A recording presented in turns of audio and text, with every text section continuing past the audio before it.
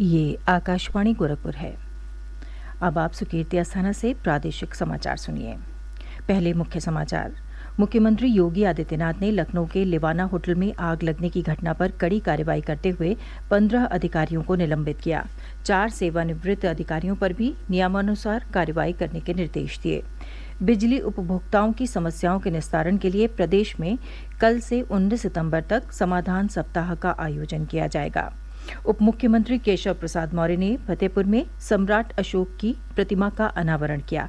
बांदा में भी कई कार्यक्रमों में शामिल हुए और बच्चा चोरी की अफवाह पर मारपीट की घटनाएं रोकने के लिए पुलिस सतर्क, अफवाह फैलाने वालों पर कार्रवाई की जाएगी। और अब समाचार विस्तार से।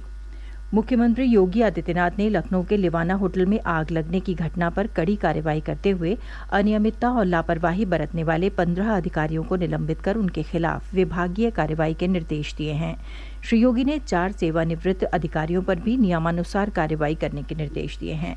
राज्य सरकार के प्रवक्ता ने बताया कि ये कार्यवाही लखनऊ पुलिस कमिश्नर और मंडलायुक्त लखनऊ की जांच आख्या प्राप्त होने के बाद की गई है। जिन अधिकारियों को निलंबित किया गया है उनमें गृह विभाग, ऊर्जा विभाग, नियुक्ति विभाग, आवास एवं शहरी नियोजन विभाग, लखनऊ विकास प्राधिकरण और आबकारी विभाग के अधिकारी शामिल हैं। लखनऊ के हजरतगंज में स्थित लिवाना होटल में बीते दिनों आग लगने की घटना में 4 लोगों की मृत्यु हो गई थी और कई अन्य घायल हुए थे। बिजली उपभोक्ताओं की समस्याओं के निस्तारण के लिए प्रदेश में कल से 19 सितंबर तक समाधान सप्ताह का आयोजन किया जाएगा। ऊर्जा मंत्री अरविंद कुमार शर्मा ने कहा कि समाधान सप्ताह के दौरान बिजली उपकेंद्रों और नजदीकी बिलिंग केंद्र पर प्रतिदिन सुबह 8 बजे से शाम 8 बजे तक उपभोक्ताओं की शिकायतें सुनी जाएंगी और मौके पर ही उनका निस्तारण किया जाएगा।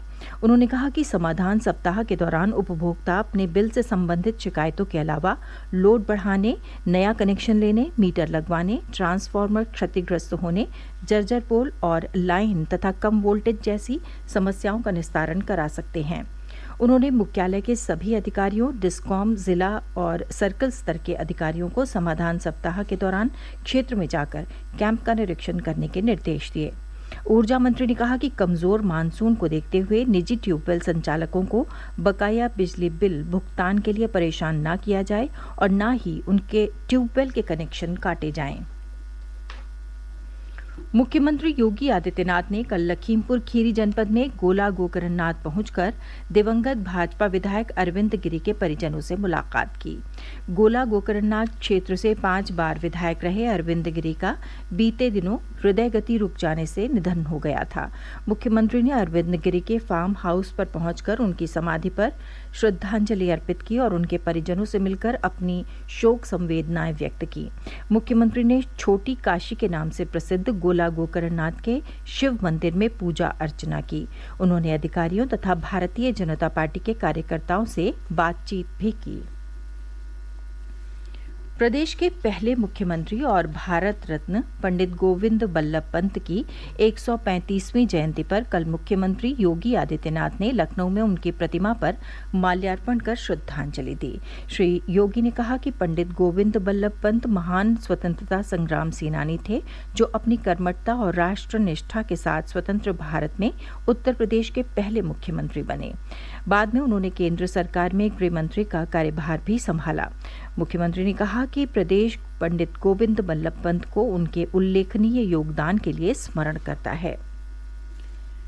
प्रादेशिक समाचार आप आकाशवाणी गोरखपुर से सुन रहे हैं। ये समाचार बुलेटिन हमारे YouTube channel AIR news Gorakhpur और ट्विटर हैंडल AIR News_GKP पर भी उपलब्ध है। उप मुख्यमंत्री केशव प्रसाद मौर्य ने कल बांदा और फतेहपुर जनपदों का दौरा किया।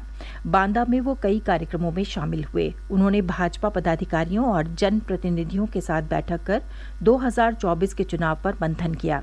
साथ ही प्रशासनिक अधिकारियों के साथ बैठक करके सरकार की विभिन्न योजनाओं के धरातल पर सही ढंग से क्रियान्वयन के निर्देश दिए।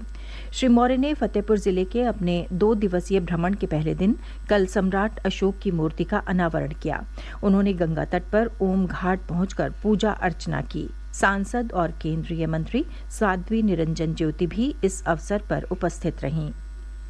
सिद्धार्थनगर जिले में कल प्रधानमंत्री नरेंद्र मोदी के गुजरात के मुख्यमंत्री और देश के प्रधानमंत्री के रूप में सेवा काल के 20 वर्ष पूर्ण होने पर प्रबुद्ध सम्मेलन का आयोजन किया गया, जिसमें प्रधानमंत्री श्री मोदी द्वारा पिछले 20 वर्षों में जनहित और राष्ट्रहित के लिए किए गए कार्यों से लोगों को अवगत कराया गया। प्रदेश के ऊर्जा और शहरी विकास मंत्री अरविंद कुमार शर्मा ने मुख्य अतिथि के रूप में कार्यक्रम को संबोधित किया। श्री शर्मा ने कहा कि गुजरात में मुख्यमंत्री रहते हुए श्री मोदी ने सूखा प्रभावित क्षेत्रों को विकसित करने और उन्हें खेती योग्य बनाने के साथ साथ प्रदेश में व्यापक स्तर पर निवेश को आकर्षित करने के लिए राज्य में सुशासन का बेहतर माहौल स्थापित किया, जो गुजरात मॉडल के रूप में देश और दुनिया के सामने आया। श्री शर्मा ने कहा कि प्रधानमंत्री के रूप में श्री मोदी ने वैश्विक पटल पर भारत को नई पहचान दिलाई। कार्यक्रम को स्थानीय सांसद जगदम्बिका पाल ने भी संबोधित किया। उन्होंने कहा कि प्रधानमंत्री मोदी का विकास और सुशासन का स्वरूप सबका साथ, सबका विकास और सबका विश्वास के मूल मंत्र पर आधारित है। श्री पाल ने कहा कि देश आने वाले समय में $5 ट्रिलियन की अर्थव्यवस्था के लक्ष्य को हासिल कर लेगा। प्रदेश में बच्चा चोरी की अफवाह पर कई जिलों में मारपीट के मामले सामने आने के बाद पुलिस ने लोगों से ऐसी अफवाहों पर ध्यान न देने की अपील की है। सोनभद्र के पुलिस अधीक्षक डॉक्टर यशवीर सिंह ने कहा है कि क्षेत्र में कोई बच्चा चोर गैंग सक्रिय नहीं है। उन्होंने कहा कि फिर भी अगर किसी को कोई संदिग्ध व्यक्ति दिखता है तो उसके बारे में पुलिस को सूचित करें। देखिए, अफवाह फैलाई जा रही है कि कुछ क्षेत्रों में, गांव देहात में, जनपद सोनभद्र में और अगल बगल के जनपद पूरे यूपी में भी इसमें डायरेक्शन भी आया है शासन से और पुलिस हेडक्वार्टर से भी निर्देश आया है कि इस तरीके की अफवाहों पर पब्लिक से अपील है कि ध्यान ना दें। किसी तरीके का कोई बच्चा चोर क्षेत्र में एक्टिव नहीं है और किसी के साथ में बच्चा चोर समझकर उसके साथ में मारपीट ना करें। अगर किसी पे शक किसी को होता है, गाँव में कोई संदिग्ध व्यक्ति दिखता है तो तत्काल पुलिस को 112 नंबर को या संबंधित थाने को तत्काल सूचना दें। ये सब अफवाहें हैं। इस तरीके का कोई भी बच्चा चोर क्षेत्र में एक्टिव नहीं है। इसमें थानों को निर्देशित कर दिया गया है कि अपने जो गाड़ी के जो स्पीकर्स हैं उनके माध्यम से और जो हर सिपाही का 256 लोगों का व्हाट्सएप ग्रुप बना है उसके माध्यम से भी लोगों को जागरूक करें। अखिल भारतीय तकनीकी शिक्षा परिषद के पूर्व अध्यक्ष और राष्ट्रीय शैक्षिक प्रौद्योगिकी मंच के वर्तमान अध्यक्ष अनिल सहस्त्रबुद्धे ने कहा कि नई राष्ट्रीय शिक्षा नीति भारत को आजादी के शताब्दी वर्ष तक विकसित राष्ट्र बनाने में महत्वपूर्ण साबित होगी।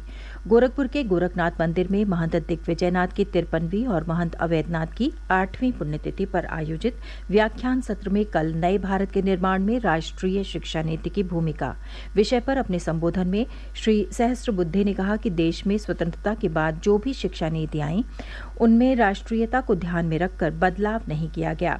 उन्होंने कहा कि नई राष्ट्रीय शिक्षा नीति व्यवहारिक ज्ञान का प्रसार करने, सबको सीखने के समान अवसर देने और मातृभाषा में शिक्षा प्रदान करने पर जोर देती है।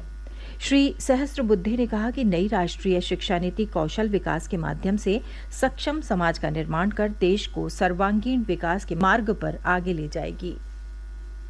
परमवीर चक्र विजेता और 1965 के भारत पाकिस्तान युद्ध के वीर सैनिक अब्दुल हमीद का 57वां शहादत दिवस कल उनके पैतृक गांव गाजीपुर जिले के धामूपुर में मनाया गया। सेना के ब्रिगेडियर राजीव नागल और डिप्टी कमांडेंट एस जयशंकर ने शहीद वीर अब्दुल हमीद की प्रतिमा पर पुष्प अर्पित करके सेना के बैंड की धुन के बीच उन्हें सलामी दी। ब्रिगेडियर राजीव नागल ने कहा कि वीर अब्दुल हमीद गाजीपुर के गौरव हैं। आज भी भारतीय सेना में उनकी बहादुरी की मिसाल दी जाती है। प्रधानमंत्री मत्स्य संपदा योजना के कल 2 वर्ष पूरे हो गए। योजना के अंतर्गत वर्ष 2024-25 के अंत तक 68 लाख रोजगार सृजन की परिकल्पना की गई है। इसमें देश भर के 31 लाख से अधिक किसानों को बीमा कवरेज दिया गया। मत्स्य पालन विभाग, केंद्रीय मत्स्य पालन, पशुपालन और डेयरी मंत्रालय ने दूसरी वर्षगांठ के उपलक्ष्य में कल नई दिल्ली में कार्यक्रम आयोजित किया। कार्यक्रम में मत्स्य पालन पशुपालन मंत्री पुरुषोत्तम रूपाला मुख्य अतिथि रहे। और अंत में इस बुलेटिन के मुख्य समाचार एक बार फिर। मुख्यमंत्री योगी आदित्यनाथ ने लखनऊ के लिवाना होटल में आग लगने की घटना पर कड़ी कार्रवाई करते हुए 15 अधिकारियों को निलंबित किया। 4 सेवानिवृत्त अधिकारियों पर भी नियमानुसार कार्रवाई करने के निर्देश दिए। बिजली उपभोक्ताओं की समस्याओं के निस्तारण के लिए प्रदेश में कल से 19 सितंबर तक समाधान सप्ताह का आयोजन किया जाएगा। उप मुख्यमंत्री केशव प्रसाद मौर्य ने फतेहपुर में सम्राट अशोक की प्रतिमा का अनावरण किया। बांदा में भी कई कार्यक्रमों में शामिल हुए और बच्चा चोरी की अफवाह पर मारपीट की घटनाएं रोकने के लिए पुलिस सतर्क, अफवाह फैलाने वालों पर कार्रवाई की जाएगी। इसके साथ ही यह समाचार बुलेटिन समाप्त हुआ। नमस्कार।